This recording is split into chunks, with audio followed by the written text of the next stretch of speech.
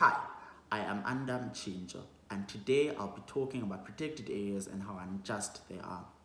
We know that globally protected areas are regarded as cornerstones for conserving biodiversity and improving human livelihoods, and because of this, they increase in numbers and spatially, and that well-managed protected areas have the potential of addressing issues that extend beyond their boundaries. However, it is argued that in a lot of instances, protected areas still prove to be controversial in modern society.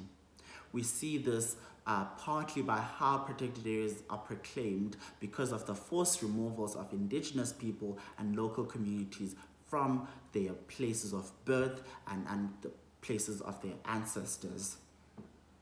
Co-management has been introduced as a tool to address these issues that have been brought upon by the existence of protected areas. Because co-management seeks to address issues of resource access and practices of religion, culture, and tradition within those lands, there are very multiple complexities that underlie co-management in South Africa. Now let's take it back into how protected areas are assessed for their effectiveness. They use a system of assessing the ecology and economic performances and totally disregarding the social aspect, which we believe is very important for successful protected areas, especially in countries where there's a context of socio-physical displacements of local people, as already mentioned, and this was highlighted in the colonial era and the apartheid era of South Africa. In our research, we seek to understand that what are the current studies that focus on the socio-economic indicators of conservation success of co-managed protected areas in South Africa.